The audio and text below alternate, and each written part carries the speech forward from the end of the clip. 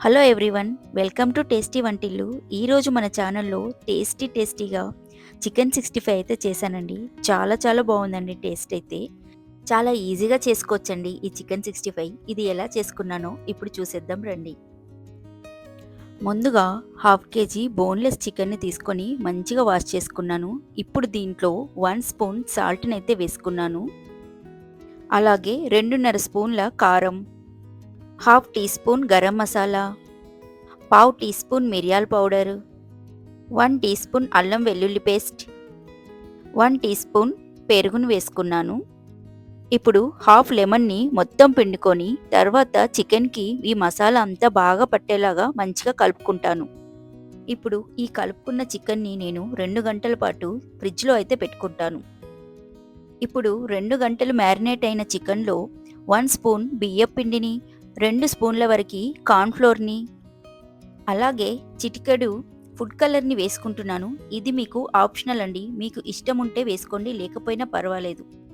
నేను జస్ట్ చిటికెడు మాత్రమే వేసుకున్నాను. ఇప్పుడు ఇదంతా మంచిగా కలుపుకుంటున్నాను.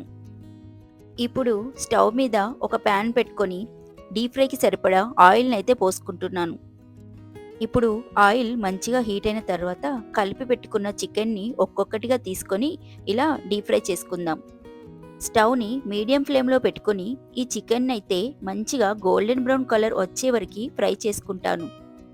చూడండి, చికెన్ అయితే మంచిగా ఫ్రై అయిపోయింది. ఇప్పుడు వీటిని ఆయిల్లోంచి తీసేసుకుంటాను.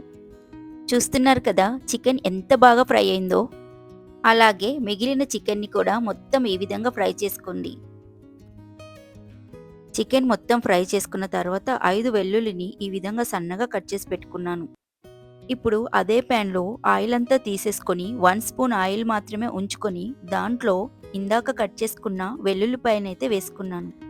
వెల్లుల్లి వేగిన తర్వాత 4 పచ్చిమిర్చిని ఇలా పొడవుగా కట్ చేసి వేసుకొని ఆ తర్వాత కొద్దిగా కరివేపాకును వేసి మొత్తం ఒకసారి బాగా కలుపుకుంటున్నాను.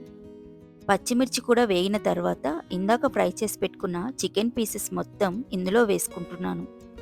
చికెన్ అంతా వేసుకున్న తర్వాత ఒకసారి కలిపి నేనిక్కడ చిటికెడు అజినమోటో వేసుకుంటున్నానండి, టేస్టింగ్ సాల్ట్. అలాగే పావు టీ స్పూన్ వరకు మిరియాల పౌడర్ని చల్లుకొని ఒకసారి బాగా కలుపుకుంటాను. ఒక నిమిషం పాటు ఇలా కలుపుకున్నామంటే టేస్టీగా చికెన్ 65 అయితే రెడీ అయిపోయింది. ఇక ఇప్పుడు దీన్ని సర్వింగ్ బౌల్లో సర్వ్ చేసుకుందాం. అంతే అండి, చాలా సింపుల్గా చికెన్ 65 అయితే రెడీ అయిపోయింది. టేస్ట్ అయితే చాలా చాలా బాగుందండి. బయట క్రిస్పీగా అనిపించినా లోపల చూడండి ఎంత సాఫ్ట్గా ఉందో ఈ చికెన్. పిల్లలైతే ఈ చికెన్ 65ని బాగా ఎంజాయ్ చేస్తారు.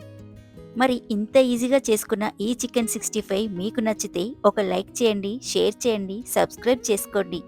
Thank you very much.